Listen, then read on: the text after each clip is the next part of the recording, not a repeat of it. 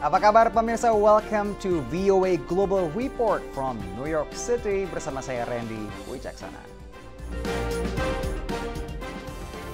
Bukan New York City, bukan Washington DC, tapi Florida yang ternyata jadi negara bagian yang sangat populer di Amerika Serikat. Sensus AS sebut negara bagian ini jadi yang paling cepat bertumbuh karena semakin jadi opsi untuk warga Amerika Serikat untuk pindah dan menetap.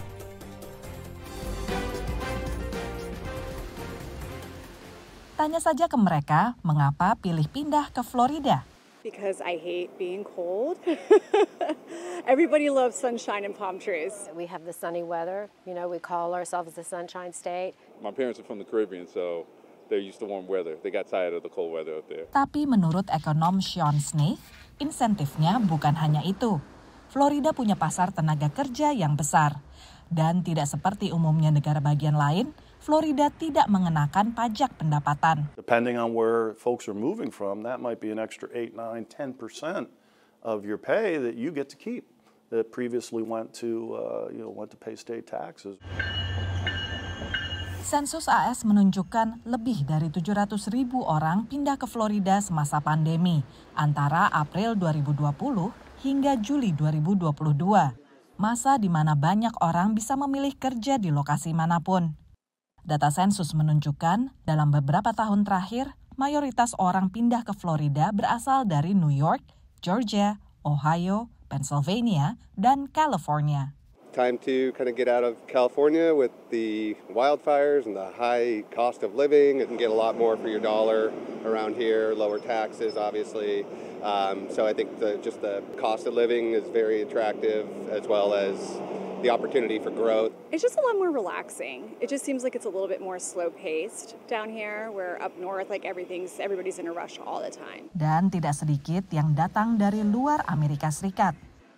A lot of international in-migration to the state, from a variety of locations. It's not just one or two countries. It's Central America, it's South America, Caribbean. I like your location too. Agen real estate ini asli Florida. Menyaksikan perubahan dari ladang jeruk menjadi perumahan. It's changed a lot. The farmland is gone. Tapi baginya tidak masalah asal dilakukan benar. I think if we take care of our natural resources and we don't grow too fast, it's okay. And I think if we are choosy about what comes in, as long as it's good growth, it's okay. It's brought in a lot of opportunities for people in this area that they may not have ever had. Every new household that moves to Florida needs a place to live, and they need all the things that consumers buy. So, population growth is one side of a coin. The flip side of that same coin is economic growth. Menurutnya itu merupakan hal positif dari negara bagian sinar matahari ini. Dari Orlando, Florida, VOA. Masih seputar negara bagian Florida yang juga populer sebagai destinasi wisata. Di sana dikenal sebagai tempat ada Universal Studios, Disney World yang populer banget, dan juga ada Key West yang menyajikan wisata laut. Tapi wisata di Florida kini siap-siap terancam perubahan iklim. Kita lihat berikut ini. Florida Keys adalah destinasi wisata populer di Amerika. Mendatangkan rata-rata 5 juta wisatawan setiap tahunnya, baik domestik maupun mancanegara. Dengan geografi unik dan keanekaragaman hayati, kawasan ini adalah rumah bagi gugusan terumbu karang yang penting bagi ekosistem maritim. The Florida Keys literally would not exist if it were not for the coral reef tract that has existed here over the millennia. And unfortunately, there have been some rather significant challenges and perturbations inflicted upon these coral reefs. Namun pekan ini, para ilmuwan mencatat suhu mencapai 38 derajat Celcius di perairan Florida dekat Key Largo, dibandingkan dengan suhu air yang biasanya berkisar antara 22 hingga 31 derajat Celcius. Angka ini bisa menembus rekor suhu terpanas di permukaan laut. There's been more storms, higher temperatures and heat waves that have just caused more problems for the reef, and there's been a lot of coastal erosion that I've noticed, even just in the few years that I've lived here. Para ilmuwan mengatakan bahwa suhu ekstrim mendatangkan malapetaka pada terumbu karang dan seluruh ekosistem laut. And so some of our long-term monitoring sites here off of Miami are starting to show signs of early coral bleaching. So they're starting to pale and losing their algal pigments, and eventually we expect them to bleach. Menurut the National Oceanic and Atmospheric Administration atau NOAA, pada 2005, Amerika kehilangan separuh terumbu karang karena pemutihan hanya dalam 1 tahun. Para ilmuwan dari NOAA dan Mote Marine Laboratory and Aquarium pun menemukan teknik baru untuk memperbanyak dan mentransplantasi karang yang sehat.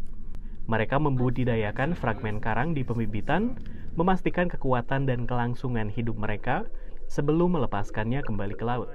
So not what we would think to be a pristine coral reef habitat, but along this stabilized shoreline here where we have riprap or large boulders, we have corals that have settled and are thriving. Dari Florida, VOA.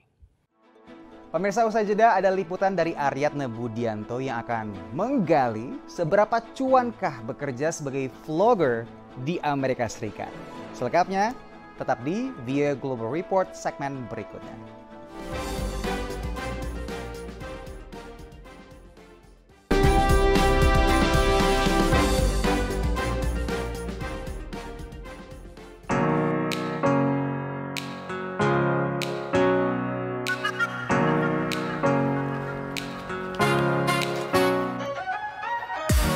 Punya penghasilan ribuan dolar dari media sosial per bulannya. Siapa yang nggak kepingin? Nah, berikut ini kami ingin mengajak Anda untuk berkenalan dengan seorang vlogger asal Indonesia yang bermukim di Los Angeles, California.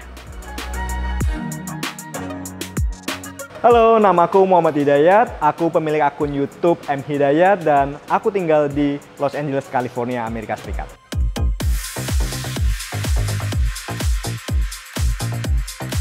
Awalnya tuh pengen mengabadikan momen-momen tuh. Aku suka keluar kota, lalu suka bikin video tentang makan. Pengen mengabadikan momen tertentu nih. Jadi kelak anakku bisa nonton, aku pernah kesini, tapi malah jadi kebelabasan. Ternyata banyak pengikut yang suka dengan video-video konten kreator M Hidayat kayak gitu. Bang, ada yang jadi request ke sana, request ke kota ini. Berjalannya sih sekitar tahun di 2023, berarti sudah masuk 3 tahun ini. 3 tahun ini, tapi udah lebih dari 700.000 subscriber. Alhamdulillah. Nah, apa nih yang membuat vlognya Hidayat itu laku keras? Kalau menurutku atau dari analitiknya kan banyak teman-teman yang mengira Amerika tuh wah atau megah. Dan aku suka jalan ke sisi lain nih, kayak ke pasar loak, pasar tradisional. Dan ternyata teman-teman di Indonesia tuh baru tahu di Amerika tuh ternyata ada sisi yang lain seperti itu yang sama dengan Indonesia. Dan teman-teman semakin tertarik dengan kota yang lainnya, banyak yang request seperti itu sih. Jadi saya bikin coba konten yang belum pernah ada. Biasanya kan banyak konten kreator yang bikin video tentang Amerika yang megah. Nah, aku bikin sisi lainnya dari Amerika seperti itu sih. Ada batasan nggak? Kalau aku sih nggak ada sih, nggak ada batasan. Apa yang mau disampaikan tinggal sampaikan saja sih. Pokoknya belak-belakan seperti itu sih. Mau positif, negatif, kalau aku pengen menyampaikan, sampaikan saja seperti itu. Tunjukkan ke kalian gimana mereka yang gelandangan atau homeless yang tinggal di sini ya. Lihat di sini gila. Nih parah banget sampah-sampah di sini. Loh, Kemestas. Ini dia udah nggak punya apa-apa, tapi mereka masih berusaha menjual ya. Jadi mungkin setelah beberapa bulan bikin video, ya udahlah aku tetap yang penting bikin video dulu nih. Entah yang mau nonton 20-30 orang, itu nggak masalah. Yang penting bikin video. Ternyata setelah 1 tahun itu ada satu video yang sempat viral dan itu bisa ngangkat channel M Hidayat sampai sekarang kayak gitulah. Apa itu? Itu waktu jalan-jalan di Las Vegas, di mana Las Vegas kan terkenal dengan Sin City. Nah, banyak ya hal yang negatif tapi dilegalkan di sana seperti itu sih.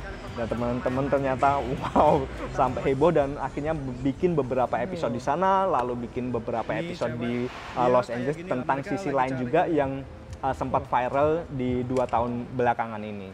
Ini aku lagi pakai batiknya dari Batik Pekalongan, luar biasa adem. Dan seperti ini suasananya. Kira-kira apa aja sih yang dibutuhkan oleh seseorang untuk bisa menjadi vlogger? Sebenarnya kalau dari aku sendiri, pertama aku misalnya mau ke kota ini nih, aku meriset kota ini tuh ada apa saja, lalu aku bakal ngobrolin apa, jadi sudah aku persiapkan. Jadi seperti lah, udah mateng, kalau udah di tempat baru kita langsung eksekusikan kayak gitu sih. Sebenarnya aku tipikal orang pendiam nih, bahkan orang tua dan teman-temanku pun juga kaget ternyata aku bisa ngobrol di depan kamera seperti itu, bisa cerita seperti itu. Jadi aku coba keluar dari zona nyamanku dan akhirnya bisa. Jadi sebenarnya aku tidak terlalu bikin video harus A, jadi bisa seadanya kayak gitu. Misalnya di kota ini aku mau bikin video apa aja bisa berubah sih kayak gitu sih. Oke, jadi lebih freestyle gitu. Iya, benar. Pengalamannya yang paling menarik apa? Pengalaman yang paling menarik itu ketika aku di kota San Francisco. Itu menurutku kota yang paling keren karena apa itu? Aku baru pertama kalinya naik kereta di tengah jalan. Karena memang di Indonesia kan belum ada tuh kereta yang di tengah jalan. Lalu di sini pun aku juga baru pertama kalinya. Jadi mendapatkan pengalaman baru, mencobain makanan baru seperti itu sih. Itu hal yang aku suka ketika travel keluar kota seperti itu. Nah, tapi juga pasti ada pengalaman dukanya nih, nggak nyenenginnya gitu. Apa? Pernah aku satu kali itu bikin video di daerah sisi lain dan banyak homeless itu. Aku bawa kamera dan itu langsung dicegat. Bener-bener itu dicegat, lalu dibilang kenapa bawa kamera di area sini. Dan aku ya bilang aja aku keliling aja bikin video seperti itu. Tapi ya akhirnya karena katanya orang lokal sini kalau muka-muka orang lokal kan kayak muka Spanish kayak gitu tuh diokein aja, tapi bahaya kayak kalau misalnya kayak orang luar kayak gitu. Pernah nggak sih mendapatkan kayak semacam diskriminasi atau kayak side eye gitu dari orang-orang selama bikin konten? Selama bikin konten, nggak tahu kenapa banyak orang yang mengira tuh saya orang dari Meksiko. Jadi kalau di Los Angeles kan emang banyak keturunan Meksiko. Jadi orang tuh kalau mukanya kelihatan Meksiko tuh udah fine aja, nggak masalah kayak gitu sih. Temen ya. Tapi selama ini ya alhamdulillah belum pernah kena diskriminasi kayak gitu sih. Berapa banyak sih biaya yang dikeluarkan untuk memproduksi sebuah konten? Jadi untuk memproduksi sebuah konten biasanya aku di kota mana dulu. Misalnya kalau dalam kota itu sekitar $100 lah, $100 itu dalam kota. Kalau keluar kota mungkin bisa sampai $500. Dan ini semuanya Hidayat sendiri ngerjain? Semuanya dari awal bikin video sampai sekarang itu semuanya aku sendiri, dari footage, dari editing, semuanya aku sendiri. Itu belajar sebelumnya? Langsung otodidak bikin YouTube, cara edit video, bahkan cari aplikasi yang mudah untuk diedit itu apa sih. Pemirsa di Indonesia mungkin banyak yang udah familiar, tapi ada juga yang tidak familiar. Seperti misalnya saya sendiri, aku nggak ngerti ini gimana sih caranya monetisasi dalam YouTube tuh hitung-hitungannya kayak gimana, dan apakah itu menguntungkan atau enggak. Jadi kalau monetasi kan sekarang di 2023 tuh ada syaratnya 1.000 subscriber sama 4.000 jam tayang. Dan untuk penghitungannya itu tuh ada namanya CPM. Jadi CPM per negara itu berbeda-beda. Jadi satu view dari orang yang nonton dari Amerika dan satu orang yang nonton dari Indonesia itu CPM-nya beda. Di Amerika tuh sekitar 1.000 view bisa menghasilkan pokoknya satu CPM itu sekitar berapa ya? $1 sekian. Jadi dan di Indonesia tuh masih sen sih. Jadi 0, sekian. Jadi ya mungkin kalau semuanya ditonton dari Amerika atau beberapa CPM yang negaranya tinggi seperti New Zealand atau beberapa itu yang 2 lebih, itu bisa semakin menguntungkan. Jadi kira-kira berapa penghasilan per bulannya dari YouTube ini? Untuk rata-rata sekarang per bulan itu sekitar 4.000, 5.000 atau 6.000 lah average-nya. Ya, $6.000 untuk per bulannya. Tapi untuk tertingginya itu sampai 12.000 per bulannya. Apa aja tuh kira-kira konten yang menghasilkan 12.000 itu? Itu waktu bikin video sisi lain Amerika, jadi kayak video di homeless, lalu ke pasar tradisional. Jadi tentang sisi lain tuh ternyata masyarakat Indonesia lebih suka dengan video sisi lain seperti itu. Jadi mereka tahu dan itu sempat viral, makanya seneng juga sih kayak gitu sih. Jadi penghasilan dari monetasi YouTube ini apakah bisa menjadi penghasilan utama bagi Hidayat? Untuk saya sendiri yang seorang masih belum berkeluarga mungkin bisa. Tapi kalau mungkin sudah berkeluarga kan mungkin kurang ya untuk segitu. Untuk saat ini jadi aku masih kerja part-time di cafe juga, seorang pelajar juga masih, dan bikin video juga masih. Jadi semuanya dilakuin secara bersama sih, diatur lah memanage waktunya kayak gitu. 3 tips menjadi seorang vlogger dari M. Hidayat. Yang pertama, harus confident, percaya diri pastinya. Yang kedua, harus konsisten, sering mengupload. Entah yang menonton videonya yang pertama berapa puluh orang, nggak masalah. Yang penting upload dulu. Lalu yang ketiga, kalian harus punya rasa curious atau kalian rasa penasaran, dan maka kalian akan menjadi YouTuber sukses.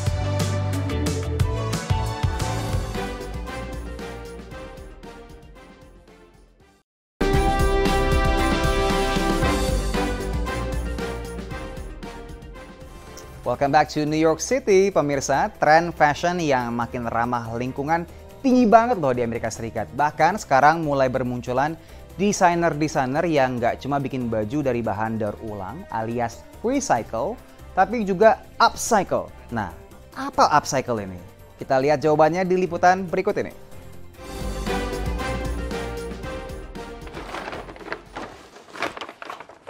So this is a bunch of my scraps. I kind of have scraps everywhere. As you can see, my whole life is fabric scraps. Jonas King adalah desainer di Brooklyn yang menjahit dan mencat ulang, mengubah dan mendaur ulang pakaian. Orang-orang seperti Jonas disebut upcycler. Upcycle menghidupkan kembali barang-barang usang termasuk kain, kini menjadi salah satu tren ramah lingkungan terpopuler khususnya di New York City. Humans as a species are just making way too much stuff. We have in the world right now enough clothing to clothe the next 6 generations. And you got to think that clothing is not even distributed evenly throughout the world. It's all in the West. Jonas jatuh cinta pada tren slow fashion di sekolah. Slow fashion diproduksi dengan mempertimbangkan dampak produksi pakaian kepada manusia, lingkungan, dan juga hewan. Di kelas, Jonas mulai belajar menjahit jaket hoodie, lalu ikut kompetisi desainer muda. Ia juga menjadi relawan sebuah fashion show untuk anak-anak terkenal bernama Kid Super dan mendapatkan mesin jahit pertamanya sebagai hadiah. It's a Singer heavy duty. You can see here, this is the sticker from the Kid Super show. Assembly line is what it was called. It was a show that was made out of all upcycled fabrics that people had donated from around the world. Jonas kuliah di New York Fashion Institute of Technology dan tinggal di Brooklyn, New York bersama teman-teman sesama seniman dan juga musisi. Selain mendapat bahan dari teman-teman, ia juga langganan tempat daur ulang di New York bernama Fab Scrap. Fab Scrap ini mengumpulkan 3,5 ton kain setiap pekannya. When things get sorted, you can see the loose fabric here, all the fabric scraps. We send them to a shredder, and this is the end result. This is called shoddy, and people use it to stuff pillows, stuff ottomans, stuff animals. Jonas juga mulai berkreasi mewarnai karyanya dengan bahan dari bunga dan juga dedaunan. That are about to fall off anyway have a lot, you see they're kind of a darker green. There's a good amount of pigment in there. So I take them, I try not to take the stems. So it's a pretty laborious process, but I take them like this. Karya Jonas dijual melalui website 250 Clothing. Kira-kira ini punya potensi cuan nggak ya di Indonesia? Dari New York, Randy Wicaksana dan tim VOA. Gimana, keren ya? Selain upcycle, pemirsa, tren belanja di thrift store juga jadi tren sekarang termasuk buat saya. Karena selain ramah lingkungan, tapi juga murah. Nah, kalau di Jakarta orang-orang biasanya thrifting ke Poncol. Nah, kalau di Amerika kemana ya? Kita tanya-tanya ke Gen Z yang ada di Amerika berikut ini.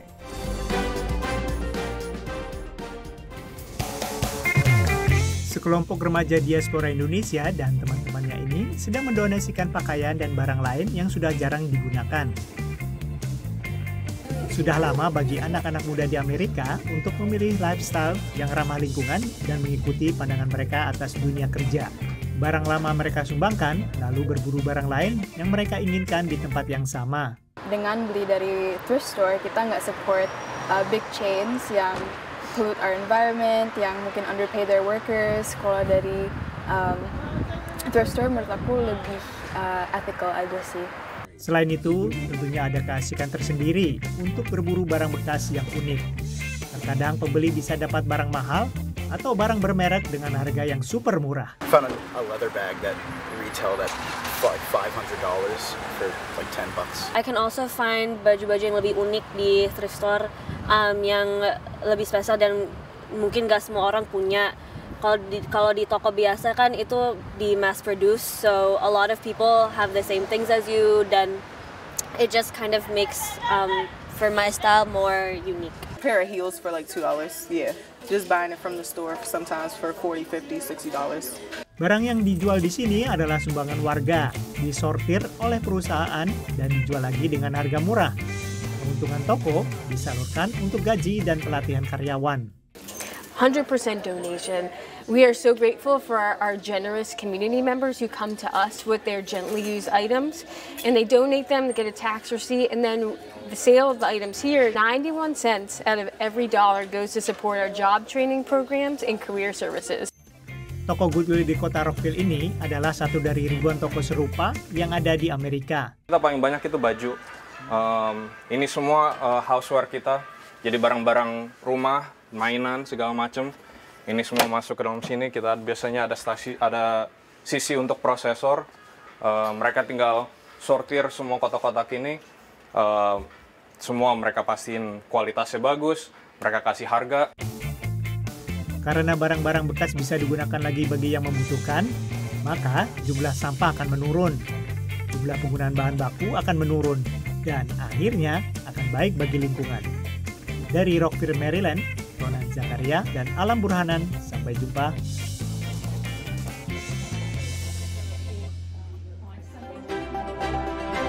Liputan tadi menjadi penutup perjumpaan kita di VOA Global Report episode kali ini. Jangan lupa saksikan terus Global Report setiap pekannya dan kapanpun di kanal YouTube VOA Indonesia. Saya Randy Wicasana pamit undur diri. Sampai jumpa.